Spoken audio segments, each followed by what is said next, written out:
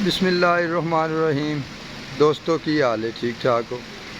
अज जी 10वीं मुहर्रम हज़रत इमाम हुसैन दा दिन ने जी। अज करबला वालियां दा दिन ने। अज खुशी का भी दिन है तो नहायत गम का भी दिन है। तो अज व्लॉग असी तां ही लेट शुरू कर लगे हाँ कि मैं भी अज जलूस वगैरह तो शिरकत की है। मैं हले सुन्नत हाँ लेकिन लेकिन है हले सुन्नत हाँ जी मैं, लेकिन मुहब्बत रखने हाँ जी करबला के सारे शहीदों नाल जी हाँ, अकीदतमंद हाँ। तो हर साल सबील भी लाई दी है और मोस्टली जितने साढ़े इत्थे लाले मूसे दे विच जिन्ने भी एले सुन्नत जमात वाले ने सबील वगैरह लंगर वगैरह वो ही सारे डॉक्टर साहब इत्थे लाते हैं। तो बड़ा अच्छा इकदाम है। तो बाकी अजर तो सारा अल्लाह नहीं देना ना जी। छोड़ो बाकी अज का आप व्लॉग अगे शुरू करते हैं। तो 10 मुहर्रम से अज जी हाँ। तो एक तो मुहर्रम महीना जोड़ा बड़ा दुखों का महीना है जी हाँ। तो बाकी जोड़ा वा इस जिन्नी इबादत तुम कर सकते हो करो, करनी चाहिए। यानी कि असी जो काम करने वाला वो छड्डी बैठे हैं, जोड़ा नहीं करने वाला बिल्कुल ओ जिस तरह नमाज रोज़ा ज़कात हज ये असी छड्डी बैठे हैं। नमाज ही छड्डी बैठे हैं, यानी कि जोड़ा सारे दिन के अगर तुम ला लोगे 1 घंटे का काम नहीं कर 45-47 मिनट लगते हैं, वो ही असी नहीं करते, साढ़े को उत्ते नहीं उपर होंगे। तो बाकी असी की करना, बाकी छड्डो खैर ये उलमा दियां गल्लां हैं, समझो बाहर आ। बाकी ये उलमा इस तफसीर के नाल पेश करते हैं तो असी सुनते भी हैं मगर असी अमल नहीं करते। बाकी इन गल नूं छड्ड के हुण असी अगे वधदे अपने व्लॉग की तरफ। तो अज जिहड़ा काम सीगा फार्म के उत्ते ट्रीटमेंट दे विच साडे कोल अज तकरीबन 2 बकरियां बीमार हुई हैं। उस दे विच एक नूं डायरिया लगा तो दूसरी जिहड़ी बकरी सीगी उन्हें भी डायरिया सी, मगर उहदे पेट दे विच भी नाल बहुत ज़्यादा मसला सीगा, वो जोर के ना बोलन दई सीगी। वो सब तो पहले जी साड़ी बकरी वाली बकरी है,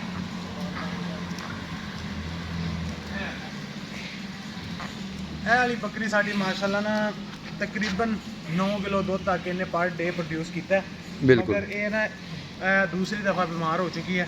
पहली दफ़ा भी इन्हू डायरिया लग्या सी, सीवियर किस्म का डायरिया लगा सी, बहुत खतरनाक डायरिया लग्या सीगा।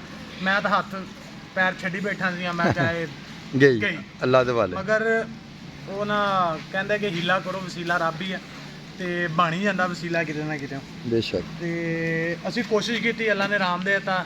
ये है कि बहुत ज़्यादा जी बीमार सी ये पहले जिसले बीमार हुई उस दे विच असी इनू ड्रिप भी लाई, इनू ट्रीटमेंट जोड़ा हैवी किस्म का ट्रीटमेंट दिता, यानी कि जी बकरी नू डोज लगती असी उदों ट्रिपल डोज दी, यानी कि जी तुसीं कह लो कि गाइयां मज्झां दे विच जिहड़ी आपां डोज लांदे ना 20 cc मतलब हैवी डोज लाई। ये अलहमदुलिल्लाह अल्लाह दा ये शुक्र है कि सुबह नू अगर 9 बजे देखी सी ना सी तो ये तकरीबन मैं जोर की नमाज जिसले पढ़ के आया मैंने बड़ी चंगी तरह याद है। तो ये बकरी पट्ठे खान लग गई सी, इनू मैं लूसन लिया के स्पैशल जोड़ा साढ़े को A ग्रेड का पिया सीगा मैं वो लिया के पाया सीगा। अज भी बीमार हो गई मगर यदा जो ट्रीटमेंट किया हुण बिल्कुल माशाल्लाह ठीक है, डायरिया वगैरह खत्म हो गया माशाल्लाह। उस तो अगे चलते हैं तो अगले खाने के साढ़े को 2 नंबर खाना है, वो बकरियां है ने फर्स्ट टाइमर क्रॉस कराई हुई हैं। वो भी एक बकरी नूं मोशन ब्लड वाले लग गए थे, उस जानवर जोड़ा जोर के बोल भी रहा है, उसका भी असी ट्रीटमेंट किया। ट्रीटमेंट के सब तो पहले जोड़ा ना मैं तो लाया एट्रोपिन का टीका, क्योंकि पेट के बहुत ज़्यादा दर्द हो रही थी। तो मैं गोडलैंड की जी प्रोडक्ट आ होली जैस मैं वो सारी की सारी बोतल इनू पिला दी ताकि ओवरडोज जानवर जोड़ा चला गया वाला, यानी कि वो पेट के दर्द बहुत ज़्यादा हो रहा। तो मैं उन्होंने एक बनती सी कि डोज वो 30 ml मैं उन्होंने 4 डोजा इकट्ठियां देतियां ताकि सानू फरदर होर ज़्यादा क्रिटिकल कंडीशन की तरफ ना जाना पवे। असी इत्थे ओवर डोज दे के उन्होंने जोड़ा ना बैक फुट ते लैके आईए। तो उस तो बाद असी उन्होंने एट्रोपिन का टीका लाया, टीका लाने तो बाद नाल एक एंटीबायोटिक लाया। तो अल्लाह का शुक्र है सामने खड़ी है बिल्कुल सेहतमंद, बल्कि वो आ जी आ रही हाँ जी बकरी बिल्कुल सेहतमंद रेडी, अल्लाह का शुक्र है। असी भी मौज दे विच ते बकरियां भी मौज दे विच। अच्छा डॉक्टर साहब नाले छोटा जिहा सवाल है कि मैं कल देख रहा सी कि बच्चियां नूं 2-3 मोशन लगे सन। हाँ जी वो की वजूहत बनी? ਉਹ ਵਜੂਹਾਤ ਇਹ ਬਣੀ ਆ ਕਿ ਅਸੀਂ ਜਿਹੜਾ ਨਾ ਬੱਚਿਆਂ ਦੀ ਡਿਵਰਮਿੰਗ ਹਰ ਮਹੀਨੇ ਕਰਦੇ ਹਾਂ। ਠੀਕ ਹੈ ਯਾਨੀ ਕਿ ਜਿਹੜੇ 3 ਜੀ, ਮਹੀਨੇ ਦੇ ਜੀ। ਬੱਚੇ ਹੁੰਦੇ ਨੇ ਨਾ ਉਹਨਾਂ ਦੀ ਅਸੀਂ ਹਰ ਮਹੀਨੇ ਡਿਵਰਮਿੰਗ ਕਰ ਦਿੰਦੇ ਜੀ। ਹਾਂ। ਇਸ ਦਫਾ ਜਿਹੜਾ ਨਾ ਅਸੀਂ ਚੌਥੇ ਮਹੀਨੇ ਵੀ ਇਹਨਾਂ ਦੀ ਡਿਵਰਮਿੰਗ ਕਰ ਦਿੱਤੀ।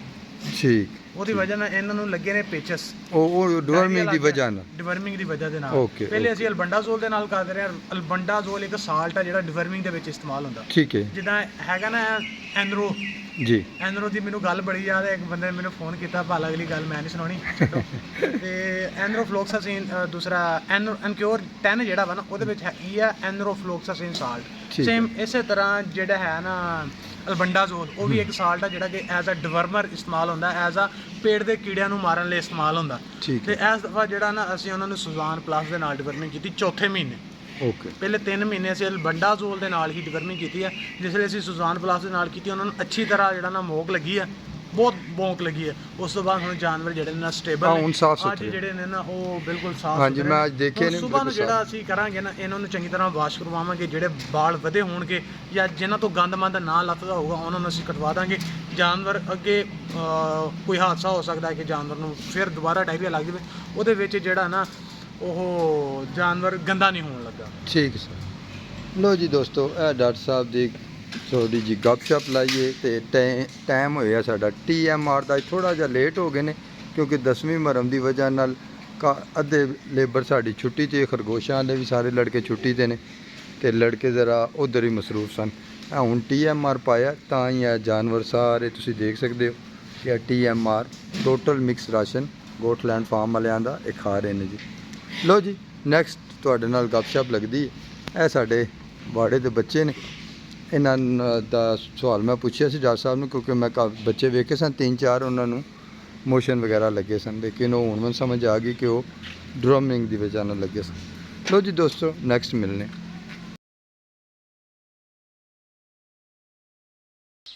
ਹੁਣ ਆ ਗਏ ਹਾਂ ਜੀ ਆਪਾਂ ਮੱਝ ਚੈੱਕ ਕਰਨ। ਮੱਝ ਬੈਠੀ ਆ, ਠਾਲੀ ਕੋਈ ਨਹੀਂ ਇਹਨਾਂ ਨੇ ਹਲੇ ਤਾਈਂ। ਤੇ ਇੱਕ ਤੇ ਗਰਮੀ ਵੀ ਕਰਨ ਲੱਗੀ ਹੈ ਧੁੱਪੇ, ਕਿਉਂਕਿ ਇਹ ਟਾਟ ਜਿਹਾ ਇਹਦੇ ਉੱਤੇ ਹੁੰਦਾ ਸਾਰਾ ਦਿਨ ਤੇ ਇਹਦੇ ਵਿੱਚੋਂ ਗਰਮੀ ਰੁਕਦੀ ਕੋਈ ਨਹੀਂ ਤੇ ਸੇਕ ਪੈਂਦਾ ਚੰਗਾ ਤੇ ਮੱਝ ਮੂੰਹ ਖੋਲ ਕੇ ਫਿਰ ਸਾਹ ਲੈਂਦੀ ਹੈ। ਮਗਰ ਇਹ ਬਿਹਤਰੀ ਆਈ ਹੈ ਕਿ ਜਾਨਵਰ ਨੇ ਜਿਹੜਾ ਨਾ ਅੱਜ ਗੋਬਰ ਜਿਹੜਾ ਨਾ 3 ਦਫਾ ਕੀਤਾ, ਚਾਚੇ ਹੋਣੀ ਦੱਸਣ ਦੇ।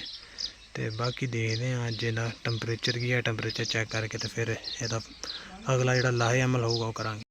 ਲੋ ਜੀ ਅਸੀਂ ਆਏ ਸੀਗੇ ਜੀ ਸੈਦਾ ਬਰਾਮ ਤੋਂ ਨਿਕਲ ਕੇ ਅੱਗੇ ਪਿੰਡ ਆਂਦਾ ਜੀ, ਹੋਰ ਪਤਾ ਨਾਂ ਯਾਦ ਭੁੱਲ ਗਿਆ, ਸ਼ਾਹ ਸਰਮਸਤ।